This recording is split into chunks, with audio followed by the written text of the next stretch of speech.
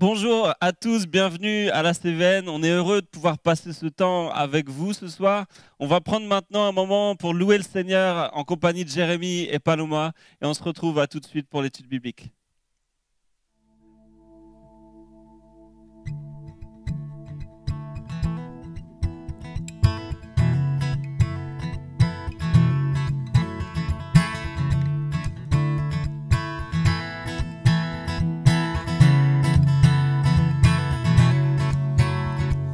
Ô Seigneur, reconnaissance, son amour dure à jamais, car il est bon, il est au-dessus de tout, son amour dure à jamais. Chantons, chantons, d'une main puissante et d'un bras tendu, son amour dure à jamais, et il nous donne une vie nouvelle, son amour dure à jamais. Chantons, chantons, nous élevons ton nom, à jamais Dieu est fidèle, à jamais Dieu est grand, à jamais Dieu est avec nous, à jamais. Du lever du soleil jusqu'à son couchant, son amour dure à jamais, et par la grâce de Dieu nous persévérons, son amour dure à jamais.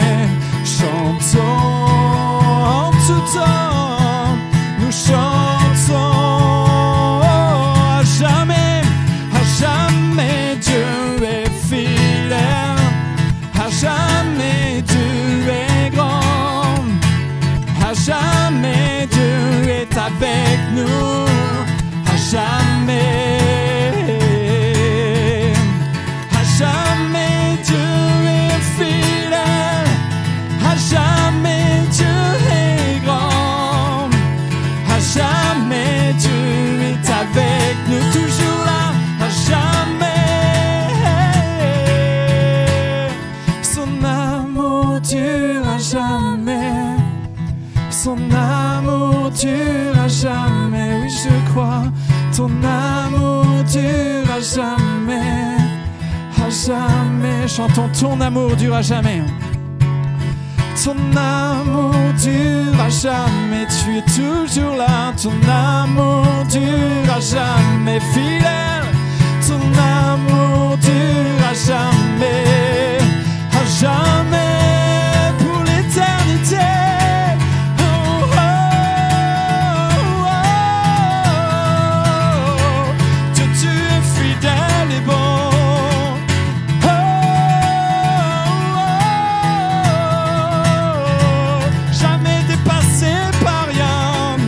Jamais tu es fidèle, à jamais tu es grand, à jamais tu es avec nous, à jamais tu es fidèle, à jamais tu es grand, à jamais tu es avec nous, à jamais,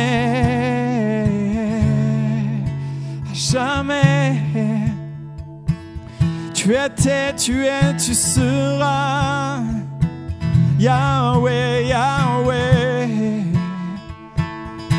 Oh Dieu, tu es mon Dieu, oh, oh. L'espérance de mon salut, amen.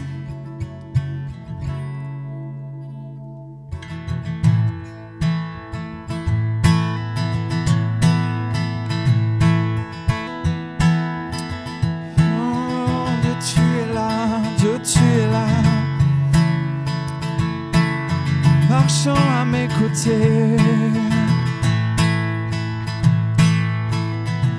au milieu de la tempête, face au vent déchaîné.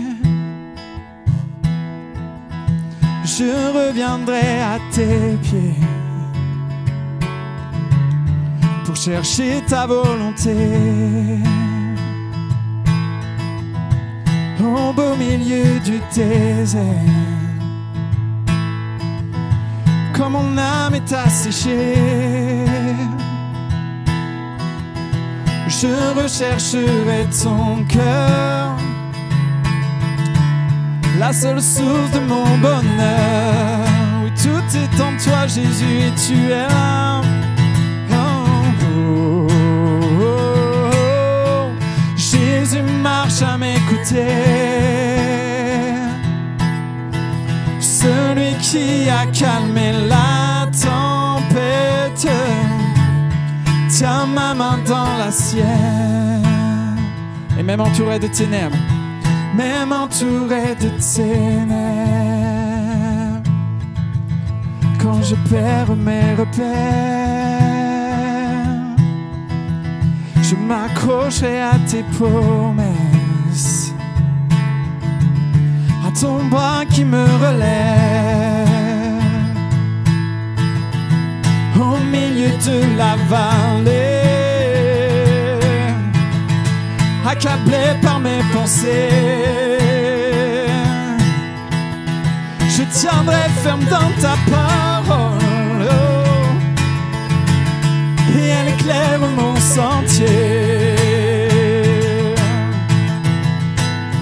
Oh, chantons, oh, oh, oh, oh. Jésus marche à mes côtés, celui qui a calmé la tempête, tiens ma main dans la sienne. Jésus marche à mes côtés, oh, oh, oh, oh. Jésus marche à mes côtés, celui qui a calmé la tempête, celui qui a calmé la tempête, tiens ma main dans la sienne. Ce Dieu fidèle est là. Et oh mon âme, souviens-toi de qui est ton Seigneur, de son œuvre à la croix. Il est ton libérateur. Jamais il ne te laissera, jamais il n'abandonnera. Il t'aime tant, il t'aime tant. Oh mon âme, souviens-toi de qui est ton Seigneur et ton Dieu, de son œuvre à la croix. Il est ton libérateur. Jamais il ne te laissera, jamais il n'abandonnera. Il t'aime tant, il t'aime tant. Oh mon âme, souviens-toi de qui est ton Seigneur, de son œuvre à la croix. Il est ton libérateur. Jamais il ne te laissera, jamais il n'abandonnera. Il t'aime tant, il t'aime tant. Oh, oh, oh, oh. Jésus marche à mes côtés, celui qui a calmé la tempête, tiens ma main dans la sienne. Une dernière fois proclamons, oh, oh, oh, oh. Jésus marche à mes côtés, celui qui a calmé la tempête, tiens ma main dans la sienne. Oh Dieu fidèle, jamais tu ne t'arrêtes. Tu écris l'histoire avec nous, tu écris l'histoire malgré nous, mais rien ne t'arrête. Toi le chef de l'église, marcherons à ta suite.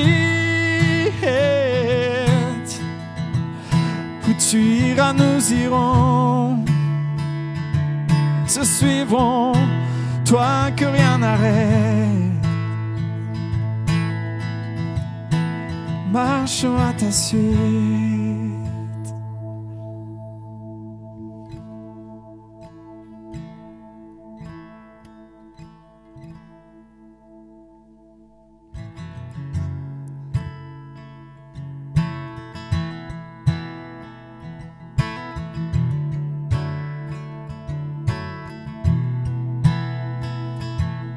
Marchons à ta suite, toi qui as payé le prix, Jésus, pour le salut de ce monde. Par amour, Dieu nous a donné Jésus-Christ, son Fils, mort à notre place. Il a porté le péché, la honte sur la croix. Il dit, tout est accompli. Le Seigneur a vaincu l'obscurité. Il revit sous la mort, il a triomphé. Et il a ouvert pour nous le chemin du salut. Il est le sauveur du monde. En l'honneur de son nom, nous crions, l'acclamons. Gloire à Dieu, Jésus qui est sauveur du monde. Oh, oh, oh, oh, Jésus. Annonçons partout qu'il revient bientôt. Réclamer le monde pour sa gloire. Que l'Église acclame le roi qui revient, saint de majesté, notre Rédempteur. Il est roi, oui, il règne dans les cieux, et son nom est Jésus. Il est le Messie, oui, il est roi, oui, il règne dans les cieux, et son nom est Jésus. Il est le Messie, il a ouvert pour nous le chemin du salut. Il est le sauveur du monde. Et en l'honneur de son nom, nous crions, l'acclamons. Gloire à Dieu, Jésus qui est sauveur du monde. Il a ouvert pour nous le chemin du salut. Il est le sauveur du monde. Et en l'honneur de son nom, nous crions, l'acclamons. Que ton règne vienne, que ton règne vienne.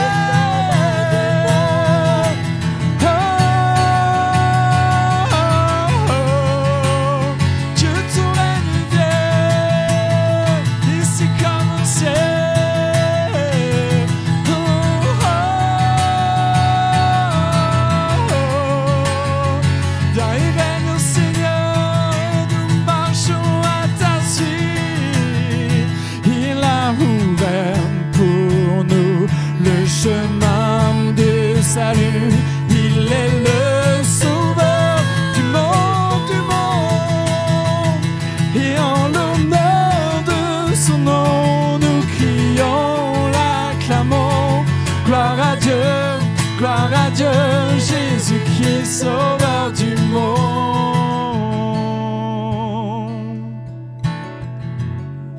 Jésus, nous déclarons, tu es le sauveur, le seul espoir de ce monde. Fidèle, riche en bonté, lent à la colère. Fidèle, tu es mon Dieu, tu es notre Dieu, et nous marchons à ta suite. Nous marchons à ta suite.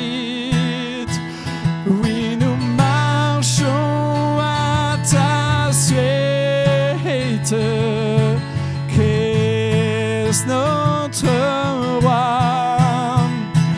Nous marcherons à ta suite, marchons à ta suite. Chef de l'Église, oui, nous marchons à ta suite. Christ notre roi. Oui, il est roi et il règne dans les cieux, et son nom est Jésus. Il est le Messie. Il est roi, oui, il règne dans les cieux, et son nom est Jésus. Il est le Messie. Il a ouvert pour nous le chemin du salut. Il est le sauveur du monde. Et en l'honneur de son nom, nous crions, l'acclamons. Gloire à Dieu, Jésus-Christ, sauveur du monde. Amen. Que ton règne vienne, sauveur parfait.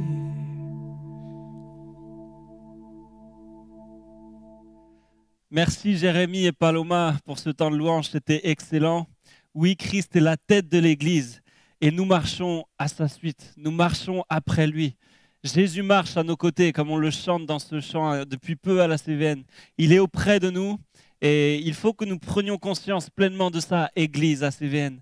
Jésus marche à nos côtés, il marche devant nous et nous marchons à sa suite. Gloire à Dieu. Alors, le thème de cette étude ce soir est une église qui grandit. Et nous allons nous attarder sur les chapitres 1 à 12 du livre des Actes. Mais avant cela, avant d'aller plus loin, j'aimerais qu'il y ait un petit peu d'interaction qui prenne place dans vos maisons, et particulièrement entre parents et enfants. Alors, quelques questions que j'aimerais vous poser. Parents, posez-les aux enfants, peut-être enfants, posez-les aux parents. Vous savez que la Bible, c'est la révélation écrite de la volonté de Dieu aux hommes. Et son thème principal, on le voit de Genèse à Apocalypse, c'est le salut en Christ. Mais est-ce que vous savez combien de livres contient la Bible? Alors je sais que quelques enfants le savent, parce qu'ils ont chanté ce petit chant. Vous pouvez voir ici l'image que vous pouvez retrouver sur YouTube de la chanson des livres de la Bible. Alors, combien la Bible contient de livres? Genèse, Exode, Lévitique, Nombre, Deutéronome. Allez-y les enfants, chantez, comptez. La Bible contient 66 livres. 66 livres. En quelle langue la Bible a-t-elle été écrite? Alors, pour l'Ancien Testament, est-ce que vous savez, les parents? Allez-y, posez-vous les questions. Elle a été écrite en hébreu et quelques passages en araméen. Et le Nouveau Testament, en quelle langue a-t-il été écrit? Alors, si vous ne le savez pas, il a été écrit en grec. C'est important, vous savez, de se poser des questions comme ça. Ne lisons pas la Bible comme un livre classique qu'on prendrait, qu'on va feuilleter. Non, la Bible, elle a une histoire. La Bible, elle a une cohérence. La Bible, elle a une ligne à suivre.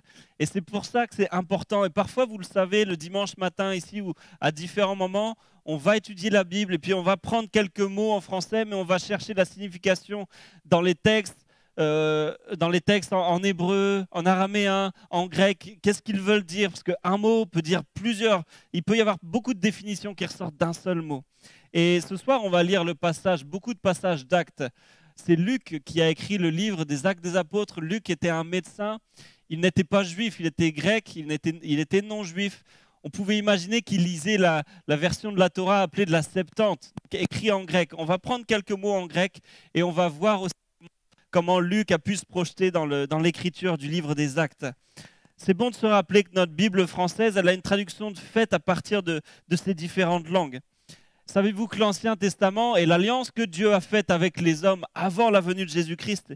Et on appelle l'Ancien Testament aussi l'alliance de la loi. Le Nouveau Testament est l'alliance que Dieu a faite avec les hommes après la venue de Jésus-Christ. Et on l'appelle aussi l'alliance de la grâce. Jésus est venu pour sauver l'humanité. Quelle grâce! C'est merveilleux, c'est un cadeau immérité. Nous ne méritions pas que Jésus meure pour nous. Mais il est allé jusqu'au bout. Et aujourd'hui, nous pouvons nous tenir chez nous, pendant ce temps, dans la présence de Dieu, chercher sa face. C'est un beau cadeau. Vous savez que la première alliance, elle a amené naturellement la seconde. On va prier ensemble avant d'aller plus loin dans ce passage. Seigneur, je veux te remercier pour ta parole. Je veux te remercier parce que c'est un cadeau que tu nous as fait, qu'est cette parole, Seigneur. Quand nous avons besoin, quand nous cherchons ta face, quand nous voulons t'entendre, Seigneur, parfois nous courons partout alors qu'il y a la Bible qui est juste là. Alors ce soir encore, nous voulons l'ouvrir, nous voulons ce que tu as à nous dire, comprendre encore plus, Seigneur. Nous te remettons ces temps maintenant. Alors il y a ce premier passage dans Genèse 1 qui dit « Soyez féconds, multipliez et remplissez ». On va le lire ensemble, c'est affiché à mes côtés. Genèse 1, versets 27-28. Il est écrit que Dieu créa l'homme à son image. Il le créa à l'image de Dieu. Il créa l'homme et la femme. Dieu les bénit et Dieu leur dit « Soyez féconds, multipliez, remplissez la terre et l'assujettissez. Et dominez sur les poissons de la mer, sur les oiseaux du ciel et sur tout animal qui se meut sur la terre. » Avant d'aller plus loin, je vais vous encourager à aller chercher votre Bible chez vous. J'espère que vous savez où elle est déjà. Mais j'aimerais vraiment vous encourager, ouvrez votre Bible. Que les enfants, même vous, voient ouvrir leur Bible. Sûrement qu'ils ne vont pas suivre, ils vont aller jouer. Mais c'est important que les enfants voient les parents prier. Que les enfants voient les parents ouvrir la parole de Dieu. Ils vont vouloir vous imiter avec le temps. Alors allons chercher la parole. Prenons de quoi noter pour pouvoir revenir sur ce qui est dit ce soir, pour pouvoir prendre le temps chez vous pour prier pour cela également. On peut voir aussi dans Genèse 35, c'est également affiché ici. Dieu lui dit, c'est ici, Dieu parle à Jacob, qui vient de prendre le nom d'Israël. Il lui dit, je suis le Dieu Tout-Puissant, sois fécond et multiplie. Une nation et une multitude de nations naîtront de toi, et des rois sortiront de tes reins. On peut voir aussi dans Exode 1, Joseph mourut au verset 6, ainsi que tous ses frères et toute cette génération-là. Les enfants d'Israël furent féconds et multiplièrent. Ils s'accrurent et devinrent de plus en plus puissants, et le pays en fut rempli. Il y a deux termes, j'aimerais vraiment m'appuyer sur ces deux termes. Le terme fécond et le terme multiplier. Bien sûr, quand on lit Genèse 1, on comprend qu'il y a une multiplication physique qui doit prendre place. Mais ce n'est pas particulièrement de ça dont je vais vous parler ce soir. Je vais vous parler de la multiplication spirituelle, la multiplication des âmes par rapport à l'Église. On a le terme fécond, et c'est écrit ici, ça veut dire para en hébreu, ou oxano en grec, qui signifie porter du fruit, prospérer, être fertile, augmenter, fructifier. Et il y a le terme multiplier qui veut dire rabat en hébreu, ou plétuno en grec. Ça signifie devenir grand, devenir nombreux, se multiplier, s'accroître, élargir, accumuler. Voilà, on lit ces termes dans Genèse. C'est pour vous dire que dès la Genèse, le Seigneur nous parle de croissance. Nous sommes appelés en tant qu'Église à la multiplication, aussi bien physique qu'une multiplication spirituelle. Et on va voir ensemble, ça va être affiché dans Actes 6, verset 7. Il est écrit que la parole de Dieu se propageait. Le nombre des disciples augmentait beaucoup à Jérusalem. Et une grande foule de sacrificateurs obéissaient à la foi. Ici, le terme propager et augmenter, c'est les mêmes qu'on retrouve dans Genèse avec soyez féconds et multipliez, par rapport à la version de la Septante. Je vous rappelle que Luc était grec, il lisait obligatoirement la Septante et il s'identifiait au passage de Genèse en lien avec cette version. Propager, c'est oxano en grec. Ça veut dire croître, augmenter, se répandre de plus en plus, accroissement. Ça vient encore rajouter des mots à para en hébreu. Augmenter signifie plétuno en grec. Ça veut dire être accru, être multiplié, accroître, augmenter. Ça veut dire que le Seigneur nous conduit dans les mêmes mots par rapport à la fécondité, par rapport à la multiplication. L'Église de Jésus-Christ est appelée à être féconde. Amen. L'Église de Jésus-Christ est appelée à se multiplier. Amen. Et il faut complètement qu'on vive cela parce que c'est dans notre ADN même de l'Église que de croître. Même alors qu'on est, l'enfant ne reste pas bébé, l'enfant grandit. Pareil même avec les animaux. même avec les arbres, à tout niveau. Dieu a créé pour qu'on grandisse. Et j'ai envie de vous amener dans un torrent aujourd'hui, ce soir. Qu'on aille dans un torrent ensemble de se dire, oui, je suis appelé à grandir. Je suis appelé à être un disciple qui grandit en maturité. Et je suis appelé à être un disciple qui fait des disciples.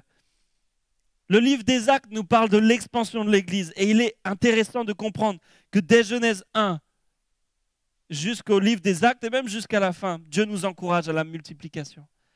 Dieu est un Dieu de croissance. Dieu est un Dieu de croissance. N'ayons pas peur de cela. Nous sommes appelés à nous multiplier. Et la vie a pour objet la croissance et non le contraire. C'est l'ADN de l'Église. Vous savez, le signe opératoire de Dieu, c'est la multiplication. Mais le signe opératoire du diable, c'est la division. Soyons de ceux qui multiplient et non de ceux qui divisent. Dieu nous appelle à nous multiplier et nous allons continuer à creuser encore. Nous allons regarder maintenant ensemble à l'expansion de l'Église dans le livre des Actes.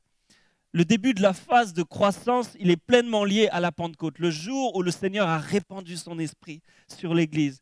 Et là, à partir de ce moment-là, il y a eu comme une dynamique que rien ne peut arrêter. Vous savez, on a cherché à faire taire les chrétiens. On a cherché à détruire la Bible. On a cherché à détruire le message d'espoir de l'évangile de Christ. Mais ce n'est pas possible. Aujourd'hui, nous sommes en 2021 et plus que jamais, nous allons continuer à parler de Jésus. Plus que jamais, nous allons continuer à annoncer l'évangile dans le monde entier, à commencer par Jérusalem. Ici, nous sommes dans Acte 1. Les disciples, les apôtres, ils se retrouvent, ils sont à Jérusalem. Jésus vient de mourir à la croix, il est ressuscité, il a promis, vous recevrez une puissance, Acte 1:8, c'est écrit là, le Saint-Esprit survenant sur vous et vous serez mes témoins. À Jérusalem, dans toute la Judée, à Samarie et jusqu'aux extrémités de la terre. Un des buts premiers du Saint-Esprit est de faire de nous des témoins au plus près, jusqu'au plus loin. Il y avait une prédication, je crois, ici, il me semble par Michael. Et d'ailleurs, si vous n'avez pas écouté la prédication de dimanche dernier, allez-y, écoutez, prenez des notes, priez.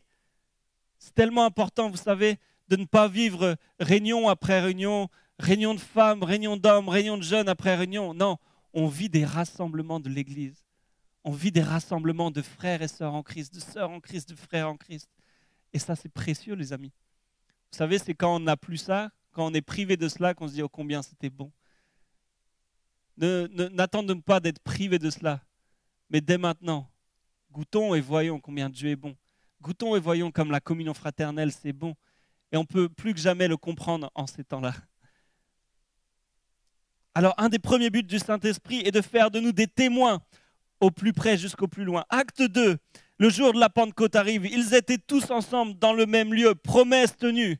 Dieu tient ses promesses. Il avait dit, je vous enverrai mon esprit. Et l'esprit vient. Ils sont là réunis dans la chambre haute et ils sont baptisés de l'esprit. J'aimerais voir ce moment. J'aimerais être là, regarder ce qui se passe, ce qu'ils ont vécu. Les gens étaient là à les regarder. Ils sont pris de vin doux, ils disaient. Maintenant, Pierre a commencé à prêcher. Il a commencé à prêcher avec autorité, rempli de la puissance du Saint-Esprit, avec l'assurance que le Saint-Esprit donne à ses enfants. Et là, Pierre commence à prêcher et il annonce un discours qui amène à la conversion 3000 âmes, 3000 personnes qui se donnent à Christ ce jour. Et on va voir Acte 2, juste après ce qu'il en devient. Acte 2, verset 37. Après avoir entendu ce discours, ils eurent le cœur vivement touché et ils dirent à Pierre et aux autres apôtres, « Hommes, frères, que ferons-nous » Pierre leur dit, « Repentez-vous et que chacun de vous soit baptisé au nom de Jésus-Christ pour le pardon de vos péchés et vous recevrez le don du Saint-Esprit. Car la promesse est pour vous, pour vos enfants et pour tous ceux qui sont au loin, en aussi grand nombre que le Seigneur notre Dieu les appellera. » Vous savez, j'aime comment Pierre parle ici au peuple. Des fois, on se dit, à nos contemporains, on dit qu'il faut faire attention aux mots qu'on emploie. Il faut faire attention au patois de Canaan. Il faut faire attention, je peux être d'accord avec toutes ces choses, mais vous savez, c'est le Saint-Esprit qui convainc les cœurs. Et quand un cœur est prêt à recevoir Jésus, tu n'auras presque pas grand-chose à faire, tu sais. Prêche par ta vie, s'il est nécessaire, parle. Pierre ici, Il a témoigné de Jésus, c'était très court quand on lit ces quelques versets. Ils ont été touchés par la présence du Saint-Esprit qui était là, qui agissait. Pierre leur dit, repentez-vous. Est-ce que quand on va vers nos amis qui nous posent des questions sur Jésus, est-ce qu'on leur parle du Dieu qui guérit? Est-ce qu'on leur parle du Dieu qui fait des miracles? Et oui, il en fait encore aujourd'hui. Ou est-ce qu'on les amène sur la dimension du péché? Repens-toi. Est-ce que ta vie est en règle? Prêchons l'évangile. Ne prêchons pas autre chose, les amis. Prêchons l'évangile de Jésus-Christ. L'écoute de la parole de Dieu. Dans ce acte 2, verset 37, vous pouvez voir ce mot-là qui est souligné. C'est écrit après avoir entendu ce discours. L'écoute de la parole de Dieu, c'est le premier élément pour devenir chrétien. Et tout commence par entendre. Mais pour entendre, il faut du monde pour parler. Il faut du monde pour prêcher. Ce jour-là, il y avait Pierre, gloire à Dieu. Aujourd'hui, qu'y a-t-il? Qui est là pour tes collègues de travail? Qui est là pour tes amis au lycée, au collège, à la fac? Qui est là pour parler de Jésus, si ce n'est toi qui l'as accepté, qui le vit pleinement? Il y avait un slogan de l'armée du salut qui disait « Sauver pour servir ». Sauver pour servir. C'est en partie vrai, nous sommes sauvés pour servir Jésus. Nous sommes sauvés pour annoncer l'évangile autour de nous. Pierre l'a fait ce jour-là. Qu'il le fait aujourd'hui. Qu'il le fait pour ta famille. Romains 10 nous dit la foi vient de ce qu'on entend. Et ce qu'on entend de la parole de Dieu. La foi vient de ce qu'on entend. Qu'est-ce que tes oreilles entendent? Ou du moins, qu'est-ce que tu laisses tes oreilles entendre? Régulièrement, je dis aux jeunes, mais ils sont sur Instagram, ils mettent des musiques en rapport avec des photos, etc. Souvent en anglais, et je leur dis, mais allez lire les paroles, parfois même en français. Allez lire les paroles. Vous êtes en train d'envoyer des paroles de chants qui glorifient Satan. Parfois, il y a des choses, c'est incroyable. Vous savez, il faut qu'on fasse le tri dans ce qu'on entend, dans ce qu'on voit, dans ce qu'on écoute. Parce que la foi vient de ce qu'on entend. Vous savez, je suis persuadé qu'il y a des gens qui ont foi peut-être en des hommes politiques parce qu'ils entendent les discours, des discours persuasifs, et puis ils ont foi en eux. Jérémie avait prêché là-dessus il y a quelques années maintenant, sur les fans de Johnny Hallyday. Ils avaient foi en Johnny Hallyday parce que tout ce que Johnny Hallyday faisait et disait, c'était parole d'évangile. C'est le cas de le dire. Nous avons foi en Dieu. Et la foi vient de ce qu'on entend, et ce qu'on entend vient de la parole de Dieu. On va continuer plus loin, dans Acte 2 maintenant. Qu'est-ce qu'il se passe à ce moment-là? Il est écrit au verset 42 qu'il persévérait dans l'enseignement des apôtres, dans la communion fraternelle, dans la fraction du pain et dans les prières. La crainte s'emparait de chacun, et il se faisait beaucoup de prodiges et de miracles par les apôtres. Tous ceux qui croyaient étaient dans le même lieu, et ils avaient tout en commun. Ils vendaient leurs propriétés et leurs biens, et ils en partageaient le produit entre tous, selon les besoins de chacun. Ils étaient chaque jour tous ensemble, assidus au temple. Ils rompaient le pain dans les maisons, et prenaient leur nourriture avec joie et simplicité de cœur, louant Dieu et trouvant grâce auprès de tout le peuple. Et le Seigneur ajoutait chaque jour à l'Église ceux qui étaient sauvés. Qu'est-ce qu'on entend ici? Il y avait de la persévérance dans l'enseignement. Il y avait du partage, ils partageaient ensemble. Il y avait la notion de chaque jour. Ils se retrouvaient à chaque jour. Je sais que parfois c'est compliqué parce qu'il y a le travail. Nos emplois du temps sont pleins. Mais je pense qu'on a besoin de faire un peu de tri dans nos emplois du temps pour remettre la parole de Dieu au centre de nos foyers. Combien de fois par semaine prends-tu le temps de prier avec tes enfants, de lire la Bible avec tes enfants, de les enseigner? Si nous ne le faisons pas, messieurs, hommes de la famille, si tu ne le fais pas, maman, si tu ne le fais pas, qui va le faire? Ils persévéraient chaque jour. Ils étaient assidus, c'est écrit. Tous ensemble. C'est également écrit avec joie et simplicité, louant Dieu. Et de cela, le Seigneur ajoutait chaque jour à l'Église ceux qui étaient sauvés. La clé du succès des premiers chrétiens, vous savez, c'est l'obéissance.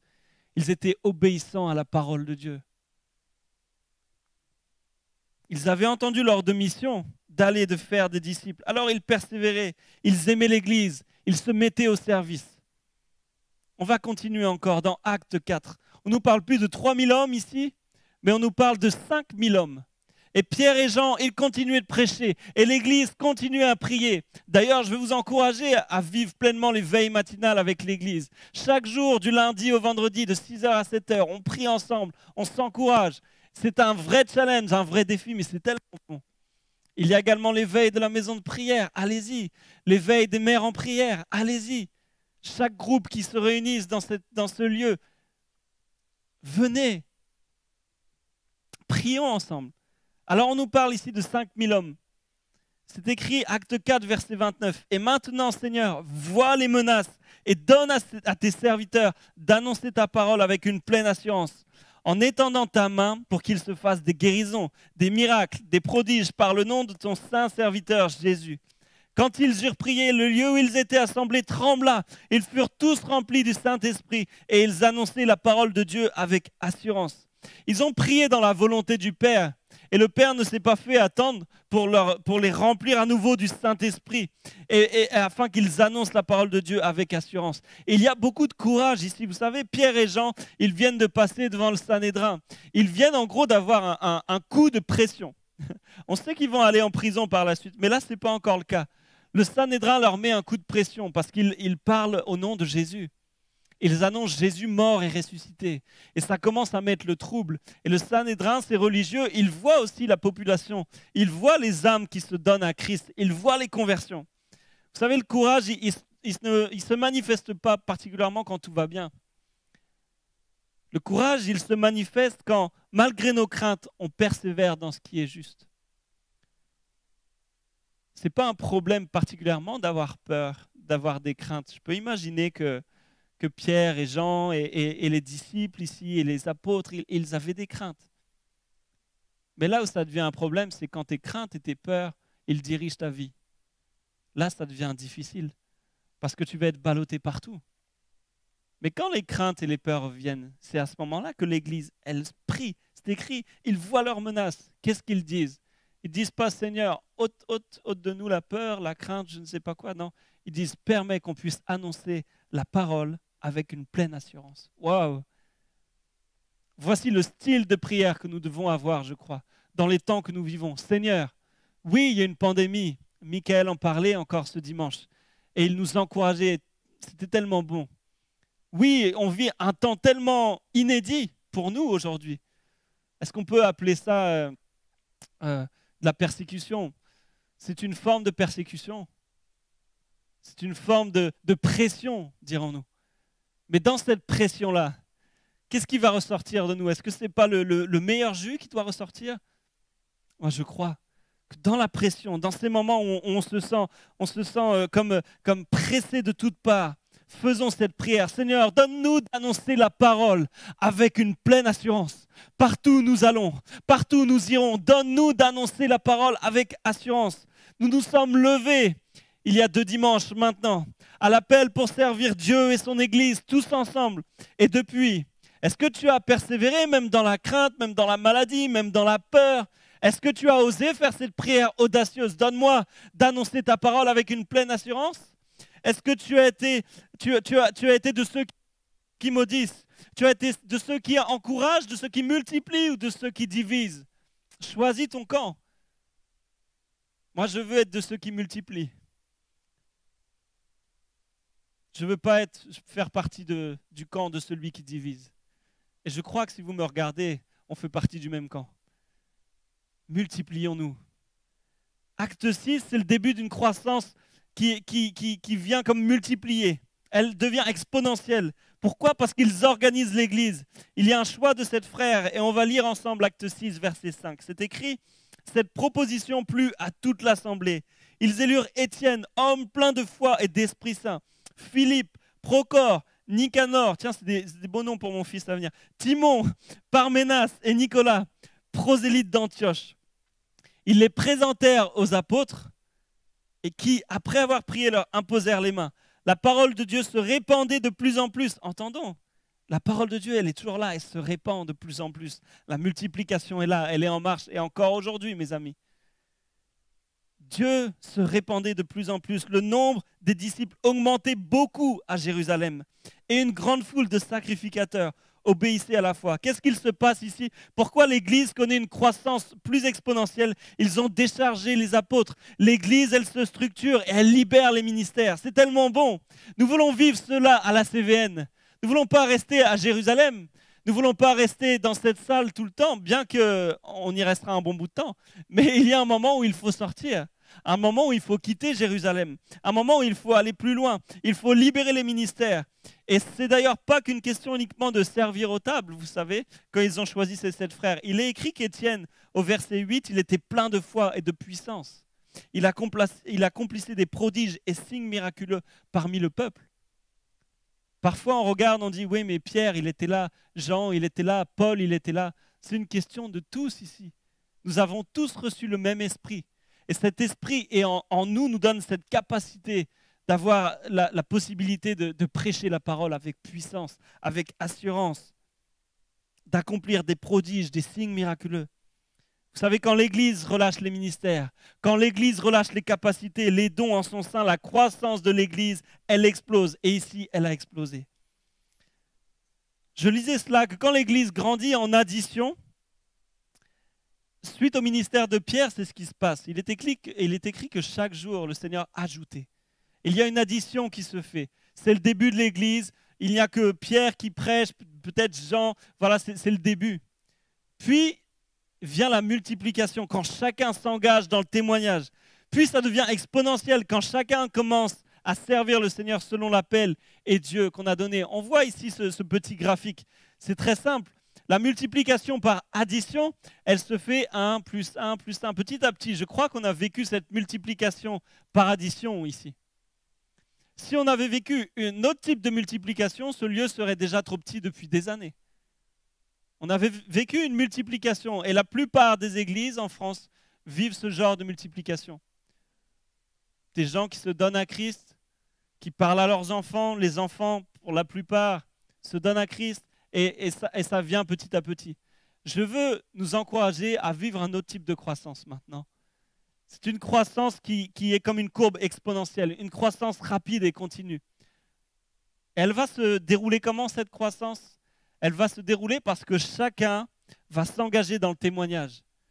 Et exponentiellement, chacun va commencer à servir le Seigneur, selon l'appel, le don que Dieu a donné. Chacun va commencer à faire des disciples. Vous savez, quand la Bible dit faites des disciples, puis baptisez-les et enseignez dans Matthieu 28. Quand le Seigneur dit ça, souvent on se dit, je vais ramener quelqu'un à l'église et l'église va faire le travail. Moi j'ai fait mon boulot, j'ai ramené une personne et je l'ai mis sur une chaise. Jésus n'a jamais parlé de ça. D'ailleurs, je crois que c'est 300 ans après la mort de Jésus seulement qu'on a commencé à voir des églises, des bâtiments, mais avant ils étaient dans les maisons. Ils se multipliaient de cette manière. En fait, quand le Seigneur dit « faites des disciples puis baptisez-les », on baptise des disciples. Mais qui fait de ces personnes qu'on baptise des disciples? C'est toi, c'est moi. Est-ce que tu as 2-3 personnes pour qui dans lesquelles tu investis? Est-ce que tu as ce groupe autour de toi si tu es un homme? As-tu 2-3 hommes autour de toi? Si tu es une femme, 2-3 femmes autour de toi en qui tu investis à chaque semaine, peut-être à chaque jour. Tu prends le temps de prier avec, de lire la Bible, peut-être si c'est des nouveaux, de leur apprendre à lire la Bible. Est-ce que tu as ce groupe autour de toi? C'est de cette manière-là que l'Église, particulièrement ici, puisqu'on prêche pour cette assemblée, va connaître cette croissance exponentielle. Je crois qu'on est appelé à ça. Nous sommes appelés à être des faiseurs de disciples. L'expansion de l'Église, ensuite, dans Acte 8, et j'arrive bientôt sur la fin, elle prend un tournant tout à fait différent parce que vient la persécution des croyants. On parlait un petit peu ce dimanche de ces temps de pandémie, ces temps qu'on vit qui sont, voilà, est-ce qu'on peut les appeler persécutions? Mais il y a quelque chose qui vient nous presser. Après la mort d'Étienne, à la fin d'Acte 7, Il y a une nouvelle phase de croissance qui prend place par les tribulations. Et là vient un défrichage de nouvelles terres. En gros, le Seigneur dit, ok, vous êtes pressés ici, vous êtes persécutés, alors maintenant quittez Jérusalem. Quittez Jérusalem. Allez plus loin. Et c'est écrit, acte 8, verset 1, on va le lire ensemble. Saül, Saul de Tarse, il avait approuvé le meurtre d'Étienne. Il y eut ce jour-là une grande persécution contre l'église de Jérusalem. Et tous, excepté les apôtres, se dispersèrent dans les contrées de la Judée et de la Samarie. Des hommes pieux ensevelirent Étienne et le pleurèrent à grand bruit. Saul, de son côté, ravageait l'église, pénétrant dans les maisons. Il en arrachait hommes et femmes et les faisait jeter en prison. Ah, quand on sait ce qui s'est passé après avec lui, hein, Paul. Au verset 4, ceux qui avaient été dispersés allaient de lieu en lieu, annonçant la bonne nouvelle de la parole. Wow, c'est excellent. Ils auraient pu se dire, on est persécutés, on va s'enfermer, ne faisons pas de bruit. Moi, je ne veux pas souffrir. J'ai vu ce qu'Étienne a subi. Il a été lapidé. J'ai vu la persécution de ce premier martyr. On ne veut pas vivre ça. Non, ils quittent Jérusalem. Bien sûr, d'un côté, ils ne sont pas fous. Oui, ils quittent cet endroit où il y a la persécution. Mais qu'est-ce qu'il est dit ? Ils vont de lieu en lieu annonçant la bonne nouvelle de la parole. Ils ne s'arrêteront jamais. On comprend à ce moment-là qu'il y a une passion en eux qui est née, que rien n'arrêtera. Cette même passion, elle est en toi, j'espère, aujourd'hui. Elle est en moi, je veux le croire. N'éteignons pas le Saint-Esprit. N'éteignons pas le feu du Saint-Esprit qui est en nous. Es-tu passionné à nouveau pour Jésus? Es-tu toujours passionné pour lui? Es-tu amoureux de Jésus? Est-ce que quand tu entends le nom de Jésus, ton cœur bat? J'ai envie de vous communiquer cette flamme, cet amour. J'aime Jésus. Et parfois, je me dis, Jonathan, tu devrais en faire plus encore. Tu devrais aller encore plus dans la présence du roi des rois. Ne perds pas ton temps à courir n'importe où. Ne perds pas ton temps dans les futilités. Comme l'Église, prie. Cherche les frères et les sœurs, cherche la communion fraternelle et annonce la parole avec assurance, avec puissance. Ici, ils ont décidé de quitter Jérusalem. Finalement, ils étaient arrivés à un certain confort. Vous savez, quand on s'installe trop bien, je crois que le Seigneur, il vient nous bousculer un petit peu. Il est venu les bousculer ici par la persécution. Il leur a dit, vous installez pas trop bien sur vos chaises. Non, commencez pas à être trop confort. Parce que j'ai un plan pour l'Église qui est bien plus grand que Jérusalem. Ça va bien plus loin que les Juifs. Ça va atteindre les non-Juifs. Ça va atteindre le monde entier. Jusque nous aujourd'hui. Acte 11, verset 19, c'est écrit ici que ceux qui avaient été dispersés par la persécution survenue à l'occasion d'Étienne allèrent jusqu'en Phénicie, dans l'île de Chypre et à Antioche, annonçant la parole seulement aux Juifs. Il y eut cependant parmi eux quelques hommes de Chypre et de Cyrène qui, étant venus à Antioche, s'adressèrent aussi aux Grecs et leur annoncèrent la bonne nouvelle du Seigneur Jésus. La main du Seigneur était avec eux et un grand nombre de personnes crurent et se convertirent au Seigneur. Un peu plus loin, au verset 24, on entend encore qu'une foule nombreuse s'attachait au Seigneur. Encore plus loin, verset 26, c'est à Antioche que pour la première fois les disciples furent appelés chrétiens. Vous savez, là, ils sont partis comment? Ils ne sont pas partis en voiture. Non, ils sont partis avec leurs femmes, avec leur famille, avec les animaux peut-être, à pied. Vous savez, nous aujourd'hui, on se dit maintenant, là j'ai de la route à faire le dimanche matin. Mon ami, si tu penses comme ça, ta passion, elle est éteinte. Tu n'es plus passionné pour Jésus. Quand tu commences à mettre plein de freins, à vouloir te réunir avec tes frères et sœurs dans l'assemblée, mais où en est ta passion? Rien ne doit nous arrêter. Rien ne doit nous arrêter de vouloir vivre pleinement la communion fraternelle avec les frères, les sœurs, de vouloir vivre l'enseignement, de vouloir louer le Seigneur avec joie et simplicité, de partager avec ceux qui ont besoin. Rien ne devrait nous arrêter à faire cela. J'aimerais nous encourager à peut-être nous remettre un petit peu en cause s'il y a quelque chose qui a été éteint à ce niveau-là. Vous savez, quand l'Église se réunit, mais c'est une telle joie. Quand on se retrouve dans les groupes de maison, mais c'est une telle joie. Et moi, le premier, je me suis déjà entendu dire « Oh, je suis fatigué ce soir, etc. » Mais Je pense que la prière des disciples à ce moment-là, ça aurait été Seigneur, oui, il y a de la fatigue, mais permets-nous d'annoncer la parole avec assurance. On a tellement à apprendre de nos frères, de nos frères à ce moment-là. Annonçons la parole avec assurance. Et je vais terminer parce que dans Acte 11, vous savez ce qui se passe ici? Ils sont dispersés, ils quittent Jérusalem, ils vont plus loin, ils s'étendent dans les territoires. Et ce qui se passe ici, à Antioche, c'est la même chose qui s'est passée à Jérusalem. Il y a l'addition, puis la multiplication. Sauf qu'ici, ils n'attendent pas la persécution avant de partir. Ils ont appris. On attend plus loin que Pierre, il était en prison, Acte 12, 19. Il est libéré par un ange. Les portes de la prison s'ouvrent miraculeusement. Il suit. Et c'est écrit qu'il quitte la Judée pour y descendre à Césarée et pour y séjourner. Il a vécu ici à Antioche le même schéma qui s'est reproduit à Jérusalem. L'addition, la multiplication, les signes, les miracles qui accompagnent ceux qui auront cru. Une foule nombreuse s'attachait au Seigneur. Un grand nombre de personnes crurent. Et à un moment, il se dit, ok, on reproduit le schéma, je vois maintenant, il est temps de partir, d'aller ailleurs, de continuer à annoncer la parole.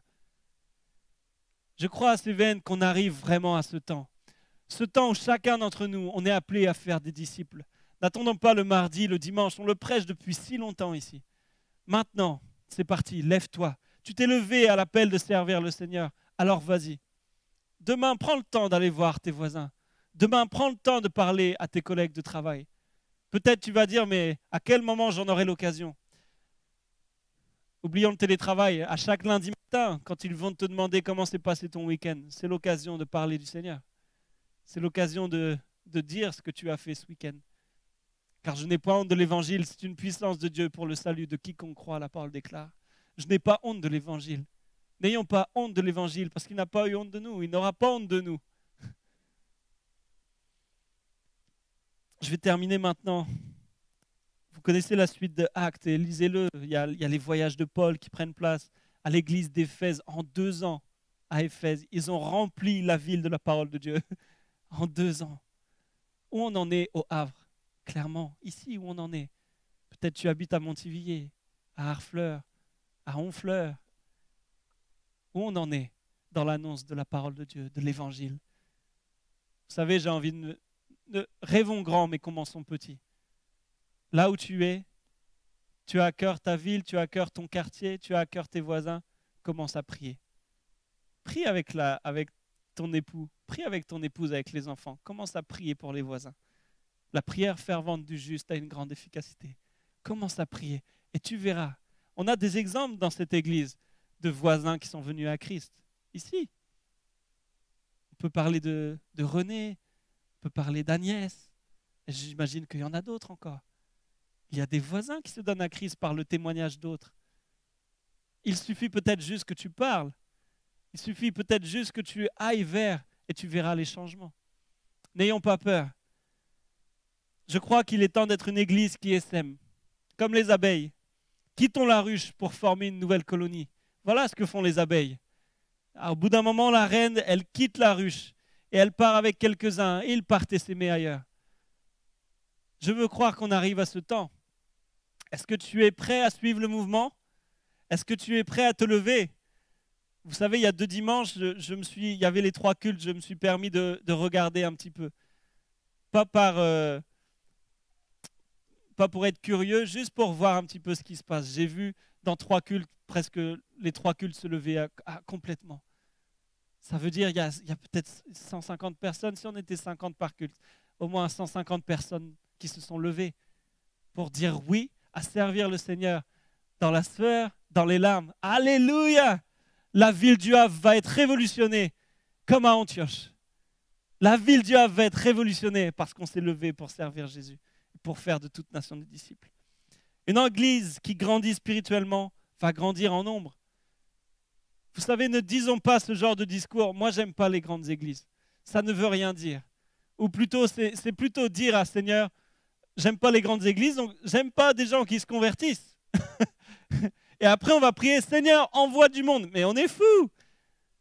Merci Seigneur pour les grandes églises. Merci pour l'Église de Christ qui s'étend. Merci pour la CVN qui grandit. Permets-nous de s'aimer. Donne-nous une vision plus grande. Donne-nous de voir des locaux dans lesquels on doit aller prendre position. Donne-nous de voir des villes dans lesquelles on doit aller. Donne-nous de voir des hommes, des femmes qui vont se lever, qui vont être envoyés. Donne-nous de libérer les ministères. Donne-nous de libérer les dons, les talents parmi nous. Comme à Acte 6, quand l'Église a connu une croissance exponentielle. Vivons cela pleinement aujourd'hui au Havre et dans notre belle région de Normandie. Une église qui grandit spirituellement va grandir en nombre. Une église, une grande église avec des vies transformées, passant de la mort à la vie, c'est ce que nous voulons. Prions ensemble. Seigneur, je te bénis, Seigneur, pour cet encouragement que nous pouvons lire dans Actes. La manière dont tu as commencé à modeler l'église jusqu'à aujourd'hui. Tu nous as donné une ligne de conduite. Tu nous as donné un chemin à suivre. Et nous voulons te dire aujourd'hui, je veux le croire, chacun chez nous, dans nos maisons, jusqu'à ici. Oui, Seigneur, nous voulons marcher à ta suite. Oui, nous voulons marcher après toi. Oui, nous voulons persévérer chaque jour dans l'enseignement, dans la prière, dans la louange, avec joie, simplicité, dans le partage, Seigneur. Et que tu puisses chaque jour ajouter, multiplier à l'Église les croyants. Seigneur, je bénis ton nom pour cette assemblée. Et je te prie, Seigneur, de nous faire rentrer, autant tous individuellement, dans un étirement nouveau, dans un accroissement nouveau, et également en tant qu'assemblée, Seigneur. Je te prie pour que ce que l'Église d'Antioche a pu vivre, nous puissions le vivre pour Le Havre, avec nos frères et sœurs de toutes les assemblées. Nous puissions vivre cette croissance exponentielle, Seigneur. Je bénis maintenant cette Église, je bénis mes frères et sœurs, leur maison, leur foyer. Et je te remercie pour la grâce que c'est que de te connaître et de t'avoir accepté un jour comme Seigneur Sauveur. Que ton nom, Seigneur, soit béni. Amen. Bonne soirée à tous, bonne semaine et annonçons Jésus partout où nous allons et où nous irons.